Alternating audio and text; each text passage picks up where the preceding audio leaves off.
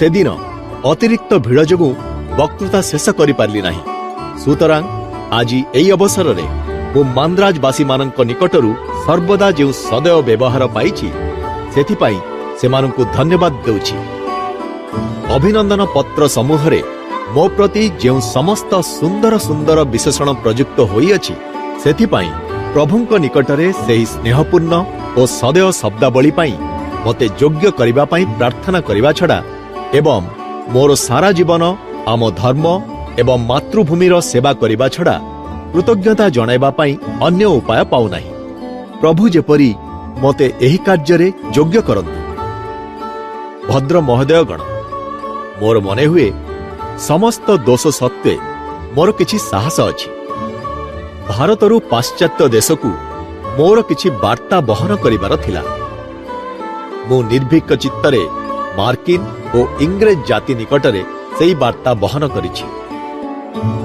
ଆଜିକାର ବିଷୟ ଆରମ୍ଭ କରିବା ପୂର୍ବରୁ ମୁଁ ତୁମ ସମସ୍ତଙ୍କ ନିକଟରେ ସାହସପୂର୍ବକ କେତୋଟି କଥା କହିବାକୁ ଚାହୁଁଛି। କିଛି ଦିନ ହେଲା କେତେଗୁଡ଼ିଏ ଘଟଣା ଏପରି ଘଟିଛି ଯାହାକି ମୋତେ ପ୍ରତିହିତ କରୁଛି, ମୋ କାର୍ଯ୍ୟର ଉନ୍ନତିରେ ବାଧା ସୃଷ୍ଟି କରୁଛି। ଏପରିକି ସମ୍ଭବ ହେଲେ ମୋତେ ଏକାବେଳକେ ପେଶି ଦେଇ ମୋର ଅସ୍ତିତ୍ୱ ଉଡ଼ାଇ ଦେବା ପାଇଁ ଚେଷ୍ଟା କରୁଛି। ଈଶ୍ୱରଙ୍କୁ ଧନ୍ୟବାଦ, ଏ ସମସ୍ତ ଚେଷ୍ଟା ବିଫଳ ହୋଇଛି। ପୁଣି ଏହିପରି ଚେଷ୍ଟା ଚିରଦିନ ବିଫଳ ହୋଇଥାଏ। କିନ୍ତୁ ଗତ 3 ବର୍ଷ ହେଲା ଦେଖି ଆସୁଛି କେତେକ ବ୍ୟକ୍ତିଙ୍କର ମୋର ଏବଂ ମୋ କାର୍ଯ୍ୟ ସମ୍ବନ୍ଧରେ କେତେଗୁଡ଼ିଏ ଭ୍ରାନ୍ତ ଧାରଣା ହୋଇଛି। ଯେତେଦିନ ମୁଁ ବିଦେଶରେ ଥିଲି ସେତେଦିନ ମୁଁ ଚୁପ୍ କରି ରହିଥିଲି, ଏପରି ଗୋଟିଏ କଥା ମଧ୍ୟ କହିନାହିଁ। କିନ୍ତୁ ବର୍ତ୍ତମାନ ମୋ ମାତୃଭୂମିରେ ଠିଆ ହୋଇ ମୋର ଏ ସମ୍ବନ୍ଧରେ କେତେକ କଥା ବୁଝାଇ କହିବା ଆବଶ୍ୟକ ବୋଲି ମନେ କରୁଛି। ଏ କଥାଗୁଡ଼ିକର ଫଳ କ'ଣ ହେବ ତାହା ମୁଁ ଖାତିର କରେ ନାହିଁ। ଏ କଥାଗୁଡ଼ିକ କହିବା ଫଳରେ ତୁମମାନଙ୍କ ହୃଦୟରେ କି ଭାବର ଉଦ୍ରେକ ହେବ ତାହା ମୁଁ ଖାତିର କରୁନାହିଁ। ମୁଁ ଲୋକଙ୍କ ମତାମତକୁ କମ୍ ଖାତିର କରିଥାଏ। 4 ବର୍ଷ ପୂର୍ବେ ମୁଁ ଦଣ୍ଡ କମଣ୍ଡଳୁ ହସ୍ତରେ ସନ୍ନ୍ୟାସୀ ବେଶରେ ତୁମମାନଙ୍କ ସହରରେ ପ୍ରବେଶ କରିଥିଲି। ମୁଁ ସେହି ସନ୍ନ୍ୟାସୀ ହିଁ ଅଛି। ସାରା ଦୁନିଆ ମୋ ସମ୍ମୁଖରେ ଏବେ ମଧ୍ୟ ପଡ଼ି ରହିଛି। ଆଉ ଅଧିକ ଭୂମିକାର ପ୍ରୟୋଜନ ନାହିଁ। ମୁଁ ବର୍ତ୍ତମାନ ମୋର ବକ୍ତବ୍ୟ ବିଷୟ କହିବାକୁ ଆରମ୍ଭ କରିବି।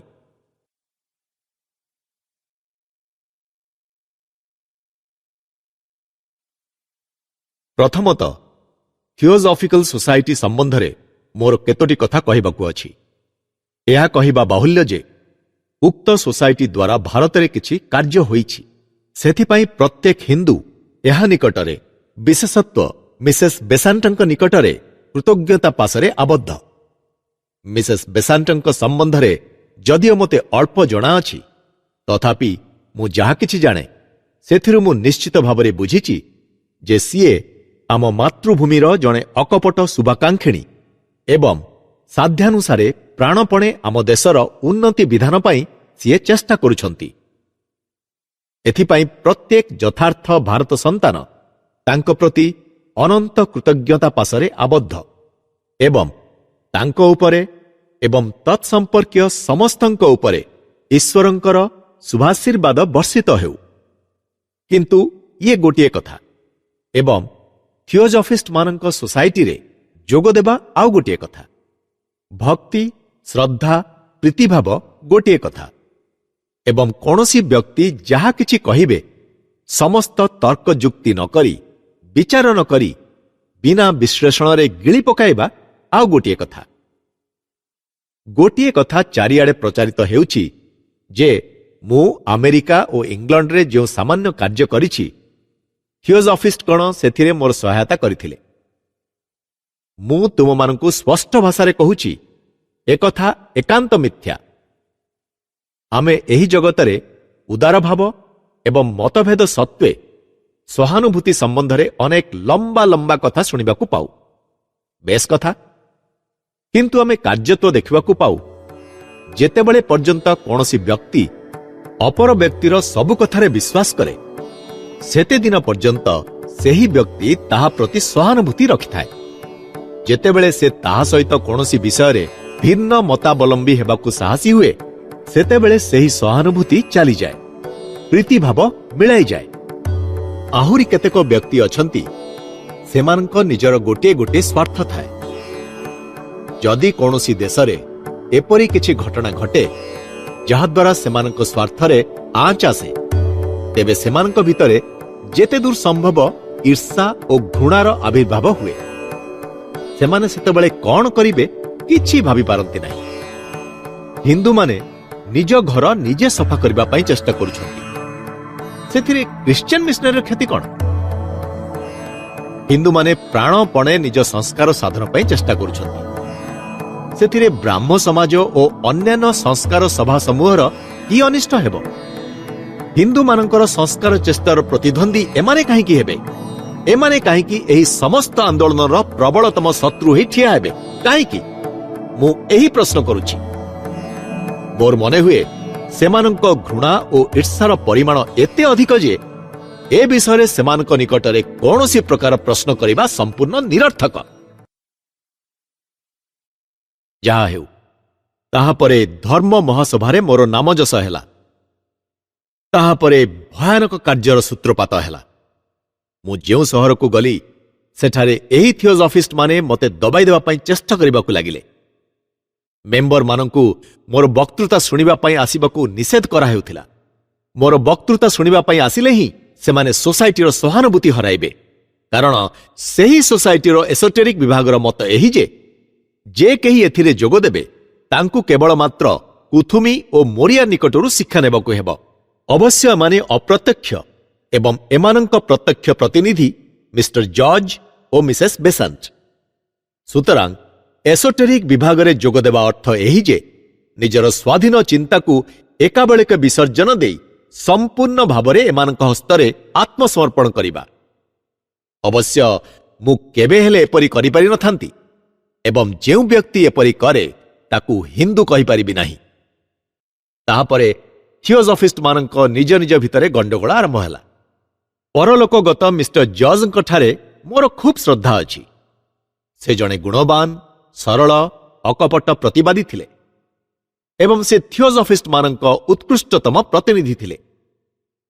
ତାଙ୍କ ସହିତ ମିସେସ୍ ବେସାଣ୍ଟଙ୍କର ଯେଉଁ ବିରୋଧ ହୋଇଥିଲା, ସେଥିରେ ମୋର କୌଣସି ପ୍ରକାର ରାୟ ଦେବାର ଅଧିକାର ନାହିଁ, କାରଣ ଉଭୟେ ନିଜ ନିଜ ମହାତ୍ମାଙ୍କ ବାକ୍ୟକୁ ସତ୍ୟ ବୋଲି ଦାବି କରୁଛନ୍ତି। ପୁଣି ଏହାଙ୍କ ଭିତରେ ଆଶ୍ଚର୍ଯ୍ୟର ବିଷୟ ଏତିକି ଯେ ଉଭୟେ ଏକ ମହାତ୍ମାଙ୍କୁ ଦାବି କରୁଛନ୍ତି। ଈଶ୍ୱର ଜାଣନ୍ତି କ'ଣ ସତ୍ୟ।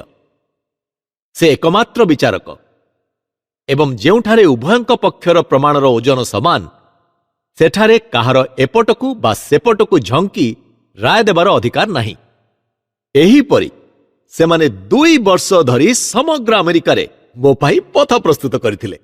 ତାହାପରେ ସେମାନେ ଅପର ବିରୁଦ୍ଧ ପକ୍ଷ ଖ୍ରୀଷ୍ଟିଆନ ମିଶନାରୀମାନଙ୍କ ସହିତ ଯୋଗଦାନ କରିଥିଲେ। ଏହି ଶେଷୋକ୍ତ ବ୍ୟକ୍ତିଗଣ ମୋ ବିରୋଧରେ ଏପରି ଭୟାନକ ମିଥ୍ୟା ସମ୍ବାଦ ରଟନା କରିଥିଲେ ଯେ ଯାହା କଳ୍ପନାରେ ମଧ୍ୟ ଭାବି ହୁଏ ନାହିଁ। ସେମାନେ ମୋତେ ପ୍ରତ୍ୟେକ ଘରୁ ତଡ଼ିବା ପାଇଁ ଚେଷ୍ଟା କରିବାକୁ ଲାଗିଲେ ଏବଂ ଯେ କେହି ମୋର ବନ୍ଧୁ ହେଲେ ତାଙ୍କୁ ମୋର ଶତ୍ରୁ କରିବା ଲାଗି ଚେଷ୍ଟା କରିବାକୁ ଲାଗିଲେ। ସେମାନେ ଆମେରିକାବାସୀ ସମସ୍ତଙ୍କୁ ମୋତେ ଗୋଇଠା ମାରି ତଡ଼ିଦେବା ପାଇଁ ଏବଂ ଅନଶନରେ ମାରିଦେବା ପାଇଁ କହିବାକୁ ଲାଗିଲେ ଏବଂ ମୋତେ କହିବାକୁ ଲଜ୍ଜା ଲାଗୁଛି ଯେ ମୋର ଜଣେ ସ୍ୱଦେଶବାସୀ ଏଥିରେ ଯୋଗ ଦେଇଥିଲେ ଏବଂ ସିଏ ଭାରତର ସଂସ୍କାରକ ଦଳର ଜଣେ ନେତା। ସେ ପ୍ରତିଦିନ ହିଁ ପ୍ରଚାର କରୁଛନ୍ତି ଖ୍ରୀଷ୍ଟ ଭାରତକୁ ଆସିଛନ୍ତି। ଖ୍ରୀଷ୍ଟ କ'ଣ ଏହି ରୂପରେ ଭାରତକୁ ଆସିବେ? ଏହା ହିଁ କ'ଣ ଭାରତ ସଂସ୍କାରର ଉପାୟ? ମୁଁ ଏହାଙ୍କୁ ଅତି ବାଲ୍ୟକାଳରୁ ଜାଣିଥିଲି। ସେ ମୋର ଜଣେ ପରମ ବନ୍ଧୁ ଥିଲେ। ଅନେକ ବର୍ଷ ପର୍ଯ୍ୟନ୍ତ ମୋ ସହିତ ମୋର ସ୍ୱଦେଶବାସୀଙ୍କ ସାକ୍ଷାତ ହୋଇନଥିଲା। ସୁତରାଂ ତାଙ୍କୁ ଦେଖି ମୋର ଭାରି ଆନନ୍ଦ ହେଲା। ମୁଁ ଯେପରି ହାତରେ ସ୍ୱର୍ଗ ପାଇଲି, କିନ୍ତୁ ତାଙ୍କର ନିକଟରୁ ମୁଁ ଏହି ବ୍ୟବହାର ପାଇଲି। ଯେଉଁଦିନ ମୁଁ ଧର୍ମ ମହାସଭାରେ ପ୍ରଶଂସା ପାଇଲି, ଯେଉଁଦିନ ଚିକାଗୋରେ ମୁଁ ଲୋକପ୍ରିୟ ହେଲି, ସେହି ଦିନଠାରୁ ତାଙ୍କର ସ୍ୱର ବଦଳିଗଲା ଏବଂ ସେ ଅପ୍ରକାଶ୍ୟରେ ମୋର ଅନିଷ୍ଟାଚରଣ କରିବା ପାଇଁ, ମୋତେ ଅନଶନରେ ମାରିଦେବା ପାଇଁ, ଆମେରିକାରୁ ଗୋଇଠା ମାରି ତଡ଼ିଦେବା ପାଇଁ ଯଥାସାଧ୍ୟ ଚେଷ୍ଟା କରିବାକୁ ଲାଗିଲେ। ମୁଁ ପଚାରୁଛି, ଖ୍ରୀଷ୍ଟ କ'ଣ ଏହି ରୂପରେ ଭାରତକୁ ଆସିବେ?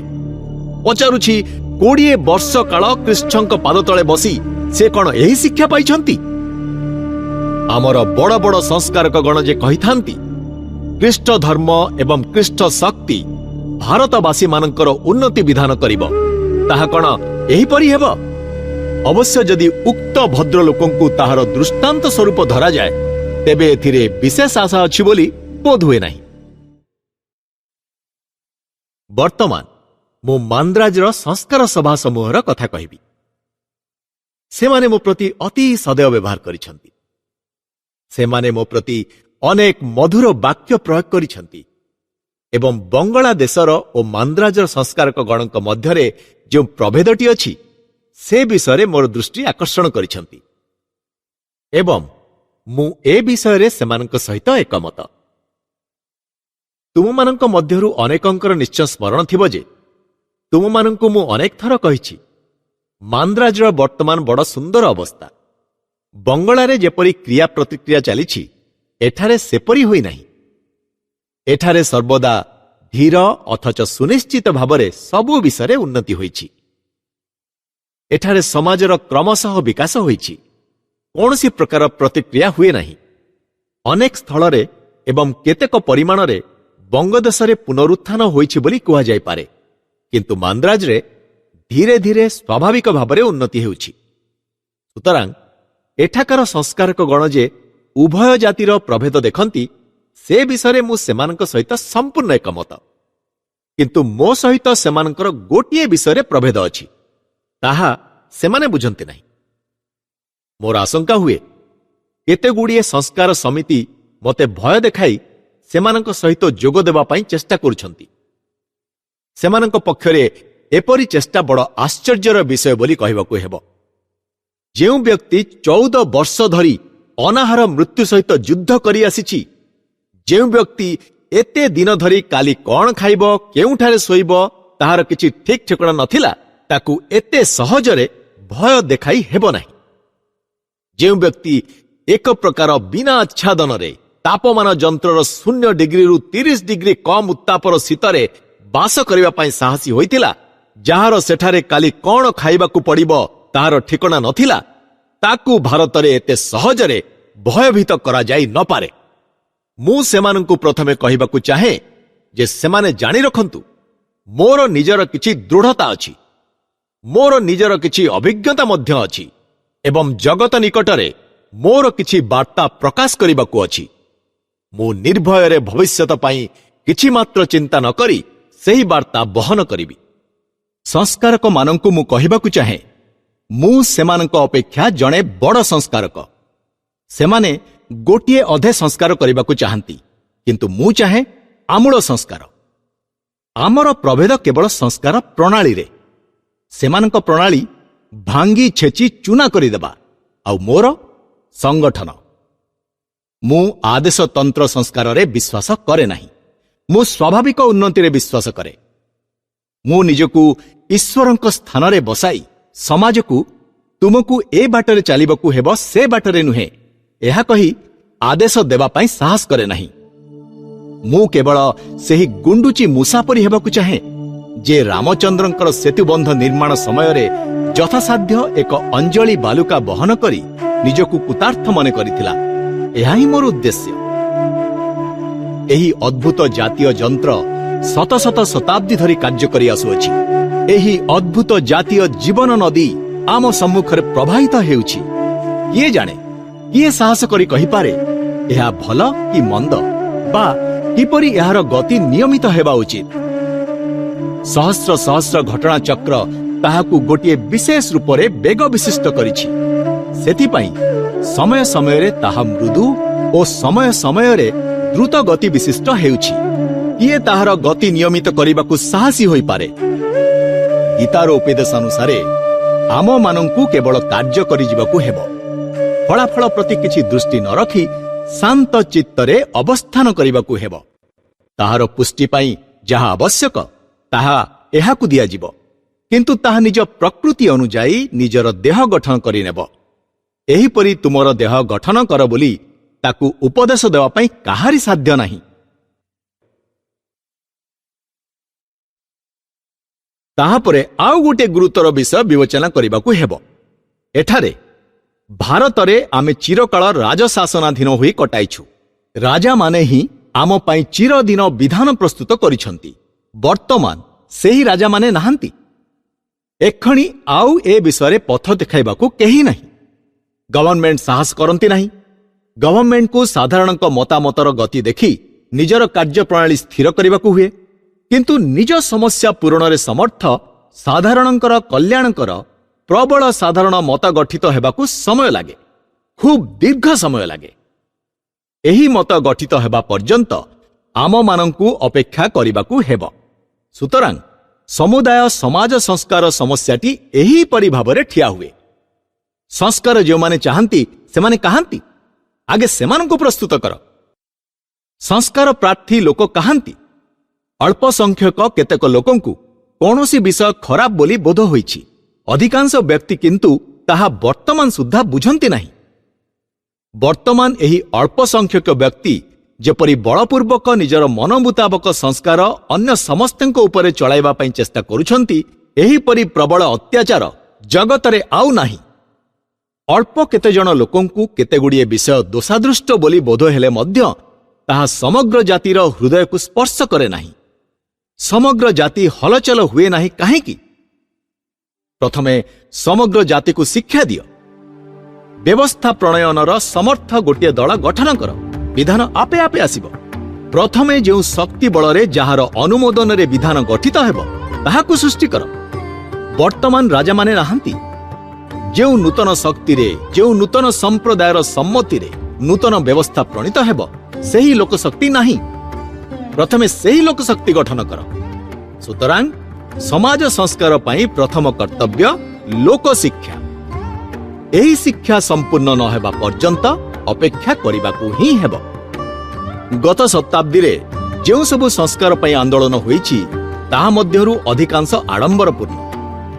ଏହି ସଂସ୍କାର ଚେଷ୍ଟାଗୁଡ଼ିକ କେବଳ ପ୍ରଥମ ଦୁଇ ବର୍ଣ୍ଣକୁ ସ୍ପର୍ଶ କରେ, ଅନ୍ୟ ବର୍ଣ୍ଣକୁ ନୁହେଁ। ବିଧବା ବିବାହ ଆନ୍ଦୋଳନରେ ଶତକଡ଼ା 70 ଜଣ ଭାରତୀୟ ରମଣୀଙ୍କର କୌଣସି ସ୍ୱାର୍ଥ ନାହିଁ। ପୁଣି ଏହିପରି ସମସ୍ତ ଆନ୍ଦୋଳନ ହିଁ ସର୍ବସାଧାରଣଙ୍କୁ ବଞ୍ଚିତ କରି ଯେଉଁ ସମସ୍ତ ଉଚ୍ଚବର୍ଣ୍ଣ ଭାରତୀୟ ଶିକ୍ଷିତ ହୋଇଛନ୍ତି କେବଳ ସେହିମାନଙ୍କ ପାଇଁ। ସେମାନେ ନିଜ ଘର ସଫା କରିବା ପାଇଁ ଏବଂ ବୈଦେଶିକମାନଙ୍କ ନିକଟରେ ନିଜକୁ ସୁନ୍ଦର ଭାବରେ ଦେଖାଇବା ପାଇଁ ଚେଷ୍ଟାରେ କିଛି ମାତ୍ର ତ୍ରୁଟି କରନ୍ତି ନାହିଁ। ଏହାକୁ ତ ସଂସ୍କାର କୁହାଯାଇପାରେ ନାହିଁ। ସଂସ୍କାର କରିବାକୁ ହେଲେ ଉପର ଠାଉରିଆ ଭାବରେ ଦେଖିଲେ ଚଳିବ ନାହିଁ। ଭିତରେ ପ୍ରବେଶ କରିବାକୁ ହେବ। ମୂଳ ଦେଶ ପର୍ଯ୍ୟନ୍ତ ଯିବାକୁ ହେବ। ଏହାକୁ ହିଁ ଆମୂଳ ସଂସ୍କାର, ପ୍ରକୃତ ସଂସ୍କାର ବୋଲି ମୁଁ ନାମ ଦେଇଛି। ମୂଳରେ ଅଗ୍ନି ସଂଯୋଗ କର। ଅଗ୍ନି କ୍ରମଶଃ ଊର୍ଦ୍ଧ୍ୱ ଦେଶକୁ ଉଠ ଗୋଟିଏ ଅଖଣ୍ଡ ଭାରତୀୟ ଜାତି ଗଠନ କରୁ। ପୁଣି ସମସ୍ୟା ଅତି ସହଜ ମଧ୍ୟ ନୁହେଁ। ଏହା ଅତି ଗୁରୁତର ସମସ୍ୟା। ସୁତରାଂ ବ୍ୟସ୍ତ ହେବାର ପ୍ରୟୋଜନ ନାହିଁ। ଆଉ ଏହା ମଧ୍ୟ ଜାଣି ରଖ ଯେ ଗତ କେତେ ଶତାବ୍ଦୀ ଧରି ଏହି ସମସ୍ୟା ସମ୍ବନ୍ଧରେ ଆମ ଦେଶର ମହାପୁରୁଷଗଣ ଅବଗତ ଥିଲେ। ଆଜିକାଲି ବିଶେଷତଃ ଦାକ୍ଷିଣାତ୍ୟରେ ବୌଦ୍ଧ ଧର୍ମ ଏବଂ ବୌଦ୍ଧ ଧର୍ମର ଅଜ୍ଞେୟବାଦ ସମ୍ବନ୍ଧରେ ଆଲୋଚନା ଗୋଟିଏ ପ୍ରଥା ସ୍ୱରୂପ ଠିଆ ହୋଇଛି। ସେମାନେ କେବେ ସ୍ୱପ୍ନରେ ମଧ୍ୟ ଭାବନ୍ତି ନାହିଁ ଯେ ଆମ ସମାଜରେ ଯେଉଁ ସମସ୍ତ ବିଶେଷ ଦୋଷ ରହିଛି ତାହା ବୌଦ୍ଧ ଧର୍ମକୃତ। ବୌଦ୍ଧ ଧର୍ମ ଆମମାନଙ୍କୁ ଉତ୍ତରାଧିକାରୀ ସ୍ୱରୂପ ଏହି ଅବନୀତିରେ ଭାଗି କରିଛି। ଯେଉଁମାନେ ବୌଦ୍ଧ ଧର୍ମର ଉନ୍ନତି ଓ ଅବନତିର ଇତିହାସ କେବେ ହେଲେ ପାଠ କରନ୍ତି ନାହିଁ, ସେହିମାନଙ୍କ ଲିଖିତ ପୁସ୍ତକରେ ତୁମେମାନେ ପାଠ କରିଥାଅ ଯେ ଗୌତମ ବୁଦ୍ଧ ପ୍ରଚାରିତ ଅପୂର୍ବ ନୀତି ଓ ତାଙ୍କର ଲୋକୋତ୍ତର ଚରିତ୍ରଗୁଣ ଯୋଗୁଁ ବୌଦ୍ଧ ଧର୍ମ ଏପରି ବିସ୍ତାର ଲାଭ କରିଥିଲା। ଭଗବାନ ବୁଦ୍ଧଦେବଙ୍କ ପ୍ରତି ମୋର ଯଥେଷ୍ଟ ଭକ୍ତି ଶ୍ରଦ୍ଧା ଅଛି। କିନ୍ତୁ ମୋର ବାକ୍ୟ ଅବହିତ ହୋଇ ଶ୍ରବଣ କର। ବୌଦ୍ଧ ଧର୍ମର ବିସ୍ତାର ସେତେ ପରିମାଣରେ ତାହାର ମତବାଦ ବା ଉକ୍ତ ମହାପୁରୁଷଙ୍କର ଚରିତ୍ରଗୁଣ ଯୋଗୁଁ ହୋଇନାହିଁ। ବୌଦ୍ଧଗଣ ଯେଉଁ ମନ୍ଦିର ସମୂହ ନିର୍ମାଣ କରିଥିଲେ, ଯେଉଁ ସମସ୍ତ ପ୍ରତିମା ପ୍ରତିଷ୍ଠା କରିଥିଲେ, ସମଗ୍ର ଜାତି ସମକ୍ଷରେ ଯେଉଁ ସବୁ ଆଡମ୍ବରପୂର୍ଣ୍ଣ କ୍ରିୟାକଳାପ ଧରିଥିଲେ, ତାହା ଯୋଗୁଁ ବରଂ ବେଶୀ ହୋଇଥିଲା। ଏହିପରି ବୌଦ୍ଧ ଧର୍ମ ବିସ୍ତାର ଲାଭ କଲା। ଏହି ସମସ୍ତ ବୃହତ ମନ୍ଦିର ଓ ଆଡମ୍ବରପୂର୍ଣ୍ଣ କ୍ରିୟାକଳାପ ନିକଟରେ ନିଜ ନିଜ ଗୃହରେ ପ୍ରତିଷ୍ଠିତ ହୋମ ପାଇଁ କ୍ଷୁଦ୍ର ଅଗ୍ନିସ୍ଥାନ ସମୂହ ରହିପାରିଲା ନାହିଁ। ପରିଶେଷରେ ଏ ସମସ୍ତ କ୍ରିୟାକଳାପ ଅନ୍ତଃସ୍ଥାନ ଅତି ବିଭତ୍ସ ଆକାର ଧାରଣ କଲା। ତାହା ଏପରି ଘୃଣ୍ୟ ଭାବ ଧାରଣ କଲା ଯେ ଶ୍ରୋତୃବର୍ଗଙ୍କ ନିକଟରେ ମୁଁ ତାହା କହିବାକୁ ଅକ୍ଷମ। ଯେଉଁମାନେ ଏହା ସମ୍ବନ୍ଧରେ ଜାଣିବାକୁ ଇଚ୍ଛା କରନ୍ତି ସେମାନେ ନାନା ପ୍ରକାର କାରୁକାର୍ଯ୍ୟପୂର୍ଣ୍ଣ ଦାକ୍ଷିଣାତ୍ୟର ବଡ଼ ବଡ଼ ମନ୍ଦିର ଦେଖି ଆସିବେ। ଆମେ ବୌଦ୍ଧମାନଙ୍କ ନିକଟରୁ ଏହା ହିଁ ଦାୟ ସ୍ୱରୂପ ପାଇଛୁ। ଆଜିକାଲି ଏହା ଗୋଟିଏ ପ୍ରଚଳିତ କଥାରେ ପରିଣତ ହୋଇଛି ଏବଂ ସମସ୍ତେ ବିନା ଆପତ୍ତିରେ ଏହା ସ୍ୱୀକାର କରିଥାନ୍ତି ଯେ ପୌତ୍ତଳିକତା ଏକ ଦୋଷ। ମୁଁ ମଧ୍ୟ ଏକ ସମୟରେ ଏହିପରି ଭାବିଥିଲି ଏବଂ ଏହାର ସ୍ୱାସ୍ଥ୍ୟ ସ୍ୱରୂପ ମୋତେ ଏପରି ଏକ ବ୍ୟକ୍ତିଙ୍କ ପାଦ ତଳେ ବସି ଶିକ୍ଷାଲାଭ କରିବାକୁ ହୋଇଥିଲା ଯେ ପିତୁଳା ପୂଜାରୁ ସବୁକିଛି ପାଇଥିଲେ। ମୁଁ ରାମକୃଷ୍ଣ ପରମହଂସଙ୍କ କଥା କହୁଛି। ହିନ୍ଦୁଗଣ, ଯଦି ପିତୁଳା ପୂଜା କରି ଏହିପରି ରାମକୃଷ୍ଣ ପରମହଂସମାନଙ୍କର ଅଭୁଦୟ ହୁଏ ତେବେ ତୁମେମାନେ କ'ଣ ଚାହଁ? ସଂସ୍କାରକମାନଙ୍କ ଧର୍ମ ଚାହଁ ନା ପିତୁଳା ପୂଜା ଚାହଁ? ମୁଁ ଏହାର ଗୋଟିଏ ସ୍ପଷ୍ଟ ଉତ୍ତର ଚାହେଁ। ଯଦି ପିତୁଳା ପୂଜା ଦ୍ୱାରା ତୁମେ ଏହିପରି ରାମକୃଷ୍ଣ ପରମହଂସମାନଙ୍କୁ ସୃଷ୍ଟି କରିପାର ତେବେ ଆହୁରି ହଜାରେ ପିତୁଳା ପୂଜା କର। ସିଦ୍ଧିଦାତା ତୁମମାନଙ୍କୁ ସିଦ୍ଧି ପ୍ରଦାନ କରନ୍ତୁ। ଯେକୌଣସି ଉପାୟରେ ହେଉ ଏହିପରି ମହାତ୍ମାମାନଙ୍କୁ ସୃଷ୍ଟି କର। ଆଉ ପିତୁଳା ପୂଜାକୁ ଲୋକେ ଗାଳି ଦିଅନ୍ତି କାହିଁକି ତାହା କେହି ଜାଣନ୍ତି ନାହିଁ। କାରଣ କେତେ ସହସ୍ର ବର୍ଷ ପୂର୍ବେ ଜଣେ ଇହୁଦୀ ବଂଶ ସମ୍ଭୂତ ବ୍ୟକ୍ତି ପିତୁଳା ପୂଜାକୁ ନିନ୍ଦା କରିଥିଲେ। ଅର୍ଥାତ୍ ସିଏ ନିଜ ପିତୁଳା ଛଡ଼ା ଅନ୍ୟ ସମସ୍ତଙ୍କ ପିତୁଳାକୁ ନିନ୍ଦା କରିଥିଲେ। ସେହି ଇହୁଦୀ କହିଥିଲେ, ଯଦି କୌଣସି ବିଶେଷ ଭାବ ପ୍ରକାଶକ ବା ପରମ ସୁନ୍ଦର ମୂର୍ତ୍ତି ଦ୍ୱାରା ଈଶ୍ୱରଙ୍କ ଭାବକୁ ପ୍ରକାଶ କରାହୁଏ ତେବେ ତାହା ଭୟାନକ ଦୋଷ, ତାହା ପାପ। କିନ୍ତୁ ଯଦି ଗୋଟିଏ ସିନ୍ଦୁକର ଦୁଇ ପାର୍ଶ୍ୱରେ ଦୁଇ ଜଣ ଦେବଦୂତ ଏବଂ ଉପରେ ମେଘ ଏହିପରି ଈଶ୍ୱରଙ୍କ ଭାବ ପ୍ରକାଶ କରାହୁଏ ତେବେ ତାହା ମହାପବିତ୍ର। ଯଦି ଈଶ୍ୱର କାପ୍ତ ରୂପ ଧାରଣ କରି ଆସନ୍ତି ତେବେ ତାହା ମହାପବିତ୍ର। କିନ୍ତୁ ଯଦି ସେ ଗାଭୀ ରୂପ ଧାରଣ କରି ଆସନ୍ତି ତେବେ ତାହା ହିଦେନମାନଙ୍କର କୁସଂସ୍କାର, ତାହା ରସାତଳକୁ ଯାଉ। ଦୁନିଆର ଭାବ ଏହି। ସେଥିପାଇଁ କବି କହିଛନ୍ତି, ଆମେ ମର୍ତ୍ତ୍ୟଗଣ କି ନିର୍ବୋଧ। ଏଥିପାଇଁ ପରସ୍ପରକୁ ପରସ୍ପରର ଚକ୍ଷୁରେ ଦେଖିବା ଓ ବିଚାର କରିବା ମହାକଠିନ ବିଷୟ। ପୁଣି ଏହା ହିଁ ମନୁଷ୍ୟ ସମାଜର ଉନ୍ନତିର ଏକ ମହାନ ଅନ୍ତରାୟ ସ୍ୱରୂପ। ଏହା ହିଁ ଈର୍ଷା ଓ ଘୃଣା ଏବଂ ବିବାଦ ଓ ଦ୍ୱନ୍ଦ୍ୱର ମୂଳ। ବାଳକଗଣ, ଅକାଳପକ୍ୱ ଶିଶୁଗଣ, ତୁମେମାନେ ମାନ୍ଦ୍ରାଜ ବାହାରକୁ କେବେ ଯାଅ ନାହିଁ। ତୁମେ ସହସ୍ର ସହସ୍ର ପ୍ରାଚୀନ ସଂସ୍କାର ନିୟନ୍ତ୍ରିତ 30 କୋଟି ଲୋକଙ୍କ ଉପରେ ଆଇନ ଚଳାଇବାକୁ ଚାହଁ। ତୁମକୁ ଲଜ୍ଜା ଲାଗେ ନାହିଁ? ଏପରି ବିଷମ ଦୋଷରୁ ବିରତ ହୁଅ ଏବଂ ପ୍ରଥମେ ନିଜେ ଶିକ୍ଷା କର। ଶ୍ରଦ୍ଧାହୀନ ବାଳକଗଣ, ତୁମେ କେବଳ କାଗଜରେ କେତେଟା ଲାଇନ ଗାରେଇପାର ଏବଂ କୌଣସି ନିର୍ବୋଧଙ୍କୁ ଧରି ଏହାକୁ ଛପାଇ ଦେଇପାର ବୋଲି ନିଜକୁ ଜଗତର ଶିକ୍ଷକ, ନିଜକୁ ଭାରତର ମୁଖପାତ୍ର ବୋଲି ମନେ କରୁଛ।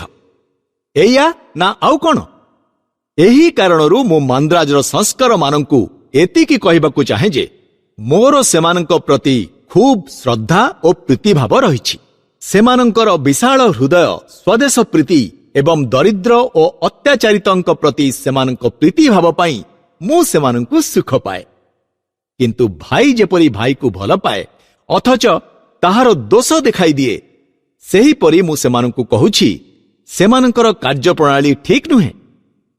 7 ବର୍ଷ ଧରି ଏହି ପ୍ରଣାଳୀରେ କାର୍ଯ୍ୟ କରିବା ପାଇଁ ଚେଷ୍ଟା କରାଯାଇଛି, କିନ୍ତୁ ସେଥିରେ କୌଣସି ଫଳ ହୋଇନାହିଁ। ବର୍ତ୍ତମାନ ଆମମାନଙ୍କୁ ଅନ୍ୟ କିଛି ନୂତନ ଉପାୟରେ କାର୍ଯ୍ୟ କରିବା ପାଇଁ ଚେଷ୍ଟା କରିବାକୁ ହେବ। ଏତିକି ମୋର ବକ୍ତବ୍ୟ। ଭାରତକୁ ସାମାଜିକ ବା ରାଜନୈତିକ ଭାବର ବନ୍ୟାରେ ଭସାଇବାକୁ ହେଲେ ପ୍ରଥମେ ଏ ଦେଶକୁ ଆଧ୍ୟାତ୍ମିକ ଭାବର ବନ୍ୟାରେ ଭସାଇବାକୁ ହେବ। ପ୍ରଥମେ ଏହା ହିଁ କରିବା ଆବଶ୍ୟକ।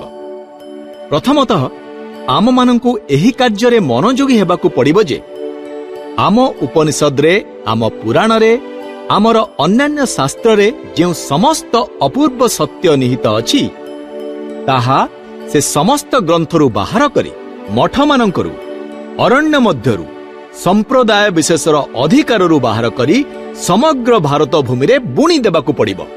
ଯେପରି ସେହି ସମସ୍ତ ଶାସ୍ତ୍ର ନିହିତ ମହାବାକ୍ୟର ଧ୍ୱନି ଉତ୍ତରରୁ ଦକ୍ଷିଣ, ପୂର୍ବରୁ ପଶ୍ଚିମ, ହିମାଳୟରୁ କୁମାରିକା ସିନ୍ଧୁରୁ ବ୍ରହ୍ମପୁତ୍ର ପର୍ଯ୍ୟନ୍ତ ଖେଳି ବୁଲିବ।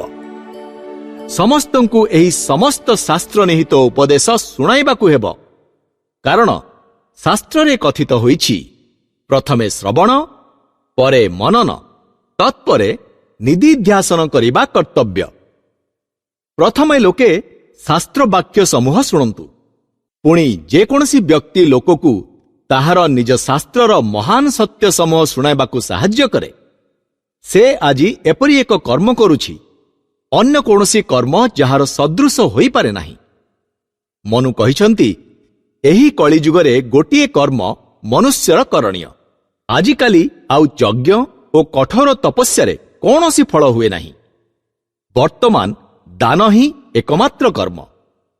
ଦାନ ମଧ୍ୟରେ ଧର୍ମଦାନ, ଆଧ୍ୟାତ୍ମିକ ଜ୍ଞାନଦାନ ହିଁ ସର୍ବଶ୍ରେଷ୍ଠ ଦାନ। ଦ୍ୱିତୀୟ ବିଦ୍ୟାଦାନ, ତୃତୀୟ ପ୍ରାଣଦାନ, ଚତୁର୍ଥ ଅନ୍ନଦାନ। ଏହି ଅପୂର୍ବ ଦାନଶୀଳ ହିନ୍ଦୁ ଜାତି ପ୍ରତି ଦୃଷ୍ଟିପାତ କର।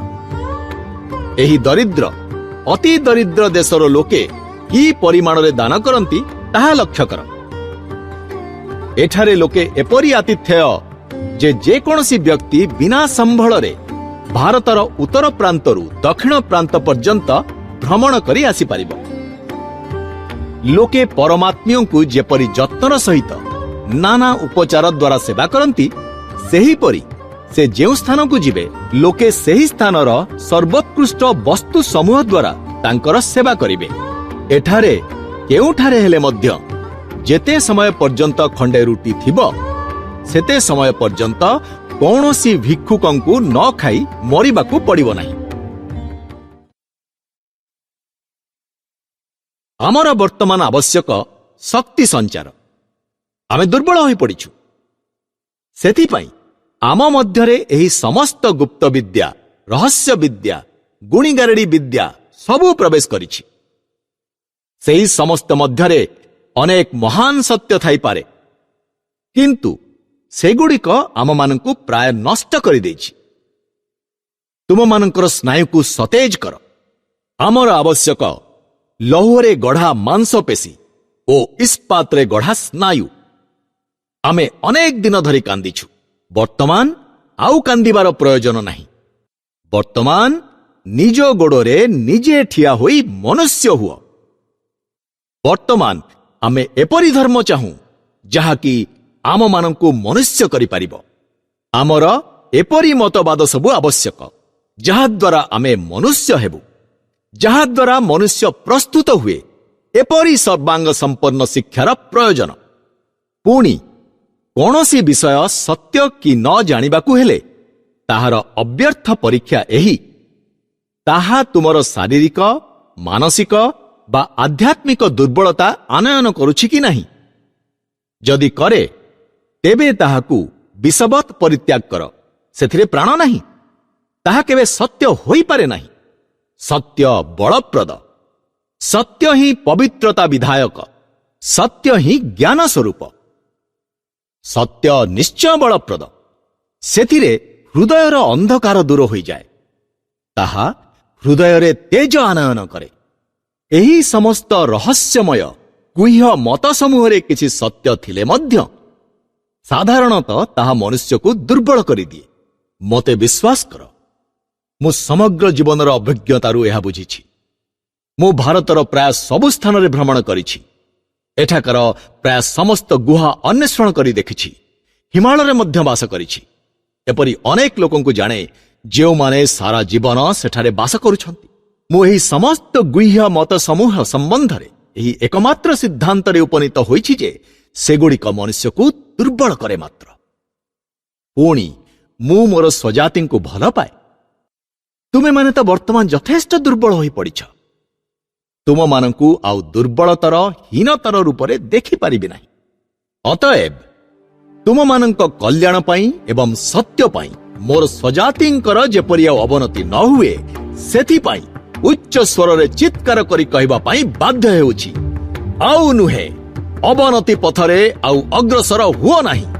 ଯେତେ ଦୂର ଯାଇଛ ଯଥେଷ୍ଟ ହୋଇଛି। ବର୍ତ୍ତମାନ ବୀର୍ଯ୍ୟବାନ ହେବାକୁ ଚେଷ୍ଟା କର। ତୁମ ଉପନିଷଦ ସେହି ବଳପ୍ରଦ, ଆଲୋକପ୍ରଦ ଦିବ୍ୟ ଦର୍ଶନ ଶାସ୍ତ୍ର ପୁଣି ଅବଲମ୍ବନ କର ଏବଂ ଏହି ସମସ୍ତ ରହସ୍ୟମୟ ଦୁର୍ବଳତାଜନକ ବିଷୟ ସମୂହ ପରିତ୍ୟାଗ କର।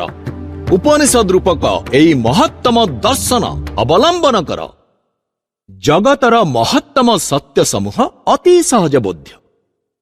ଯେପରି ତୁମର ଅସ୍ତିତ୍ୱ ପ୍ରମାଣ କରିବାକୁ ଅନ୍ୟ କିଛିର ପ୍ରୟୋଜନ ହୁଏ ନାହିଁ, ଏହା ତଦ୍ରୂପ ସହଜବୋଧ୍ୟ। ତୁମମାନଙ୍କ ସମ୍ମୁଖରେ ଉପନିଷଦର ସେହି ସତ୍ୟ ସମୂହ ରହିଛି।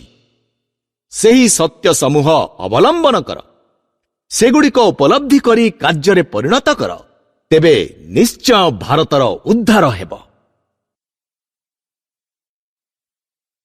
ମାନୁଛି, ତୁମେମାନେ ଦେଶର ଦୁର୍ଦ୍ଦଶା କଥା ପ୍ରାଣେ ପ୍ରାଣେ ବୁଝିଛ, କିନ୍ତୁ ପ୍ରଶ୍ନ କରେ, ଏହି ଦୁର୍ଦ୍ଦଶା ପ୍ରତିକାରର କୌଣସି ଉପାୟ ସ୍ଥିର କରିଛ କି?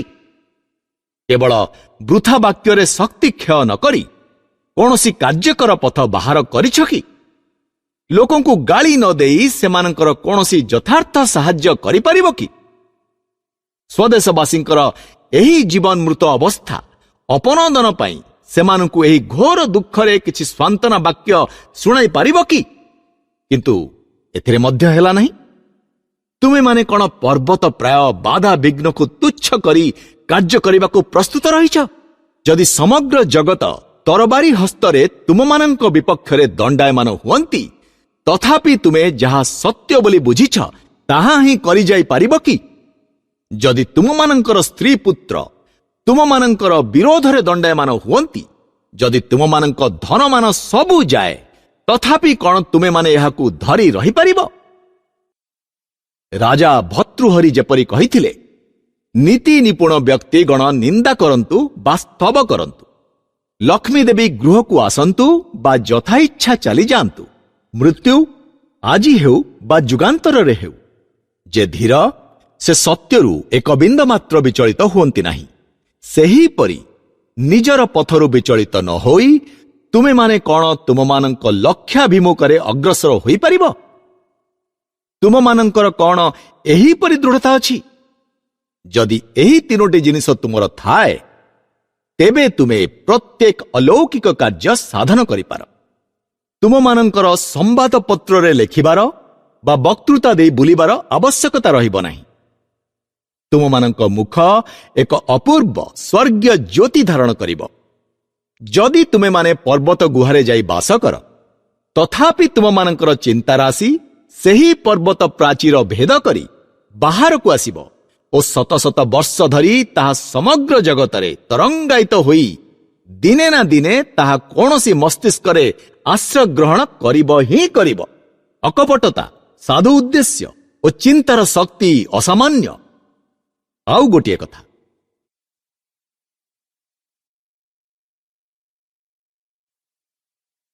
ମୋର ଆଶଙ୍କା ହେଉଛି ତୁମ୍ଭମାନଙ୍କର ବିଳମ୍ବ ହେଉଛି। ହେ ମୋର ସ୍ୱଦେଶବାସୀଗଣ, ହେ ମୋର ବନ୍ଧୁଗଣ, ହେ ମୋର ସନ୍ତାନଗଣ, ଏହି ଜାତୀୟ ଅର୍ଣ୍ଣବ ପୋତ ଲକ୍ଷ ଲକ୍ଷ ମାନବାତ୍ମାକୁ ଜୀବନ ନଦୀରେ ପାର ଉତ୍ତାର କରୁଛି। ଏହାର ସହାୟତାରେ ଅନେକ ଶତାବ୍ଦୀ ଧରି ଲକ୍ଷ ଲକ୍ଷ ମାନବ ଜୀବନ ନଦୀର ଅପର ପାର୍ଶ୍ୱରେ ଅମୃତ ଧାମକୁ ନୀତ ହୋଇଛନ୍ତି। ଆଜି ହୁଏତ ତୁମମାନଙ୍କ ନିଜ ଦୋଷରୁ ଏଥିରେ ଗୋଟିଏ ଯୋଡ଼ିଏ ଛିଦ୍ର ହୋଇଛି, ଟିକେ ଖରାପ ମଧ୍ୟ ହୋଇଯାଇଛି। ତୁମେମାନେ କ'ଣ ବର୍ତ୍ତମାନ ତାର ନିନ୍ଦା କରିବ? ଜଗତର ସମସ୍ତ ଜିନିଷ ଅପେକ୍ଷା ଯେଉଁ ଜିନିଷ ଆମର ଅଧିକ କାମରେ ଆସିଛି, ବର୍ତ୍ତମାନ ତାହା ଉପରେ କ'ଣ ଅଭିଶାପ ବର୍ଷଣ କରିବା ଉଚିତ? ଯଦି ଏହି ଜାତୀୟ ଅର୍ଣ୍ଣବ ପୋତରେ ଆମର ଏହି ସମାଜରେ ଛିଦ୍ର ହୋଇଥାଏ, ଆମେ ତ ଏହି ସମାଜର ହିଁ ସନ୍ତାନ। ଆମମାନଙ୍କୁ ସେହି ଛିଦ୍ର ବନ୍ଦ କରିବାକୁ ପଡ଼ିବ। ଯଦି ଆମେ ତାହା କରିନପାରୁ, ତେବେ ଆନନ୍ଦର ସହିତ ଆମ ହୃଦୟର ଶୋଣିତ ଦେଇ ଏହା ପାଇଁ ଚେଷ୍ଟା କରିବାକୁ ହେବ, ନଚେତ୍ ମରିବାକୁ ହେବ। ଆମର ମସ୍ତିଷ୍କ ରୂପ କାଷ୍ଠଖଣ୍ଡ ସମୂହ ଦ୍ୱାରା ସେହି ଅର୍ଣ୍ଣବ ପୋତର ସମସ୍ତ ଛିଦ୍ର ବନ୍ଦ କରିବା, କିନ୍ତୁ ଏହାକୁ କେବେ ହେଲେ ନିନ୍ଦା କରିବା ନାହିଁ। ଏହି ସମାଜ ବିରୋଧରେ ଗୋଟିଏ ସୁଦ୍ଧା କର୍କଶ କଥା କୁହ ନାହିଁ। ମୁଁ ଏହାର ଅତୀତ ମହତ୍ୱ ପାଇଁ ଏହାକୁ ଭଲ ପାଏ। ମୁଁ ତୁମ ସମସ୍ତଙ୍କୁ ଭଲ ପାଏ, କାରଣ ତୁମେମାନେ ଦେବଗଣଙ୍କ ବଂଶଧର। ତୁମେମାନେ ମହାମହିମାନ୍ୱିତ ପୂର୍ବପୁରୁଷ ଗଣଙ୍କର ସନ୍ତାନ। ତୁମମାନଙ୍କର ସର୍ବବିଧ କଲ୍ୟାଣ ହେବ। ତୁମମାନଙ୍କୁ ନିନ୍ଦା କରିବି ବା ଗାଳି ଦେବି କେବେ ନୁହେଁ। ହେ ମୋର ସନ୍ତାନଗଣ, ମୁଁ ତୁମମାନଙ୍କ ନିକଟରେ ମୋର ସମସ୍ତ ଉଦ୍ଦେଶ୍ୟ କହି ଆସିଛି। ଯଦି ତୁମେ ଶୁଣ, ମୁଁ ତୁମ ସହିତ କାର୍ଯ୍ୟ କରିବାକୁ ପ୍ରସ୍ତୁତ ଅଛି। ଯଦି ନ ଶୁଣ, ଏପରିକି ମୋତେ ପଦାଘାତ କରି ଭାରତ ଭୂମିରୁ ତଡ଼ି ଦିଅ, ତଥାପି ମୁଁ ତୁମ ନିକଟକୁ ଫେରିଆସି କହିବି, ଆମେ ସମସ୍ତେ ବୁଡ଼ିଛୁ। ଏହି କାରଣରୁ ହିଁ ମୁଁ ତୁମ ଭିତରୁ ଜଣେ ହୋଇ ତୁମ ସାଙ୍ଗରେ ମିଶିବା ପାଇଁ ଆସିଛି। ଯଦି ଆମ୍ଭମାନଙ୍କୁ ବୁଡ଼ି ଯିବାକୁ ପଡ଼େ, ତେବେ ଆମେ ସମସ୍ତେ ଯେପରି ଏକ ସଙ୍ଗରେ ବୁଡ଼ିଯାଉ, କିନ୍ତୁ କାହାରି ପ୍ରତି ଯେପରି କିଛି କଟୁକ୍ତି ପ୍ରୟୋଗ ନ କରୁ।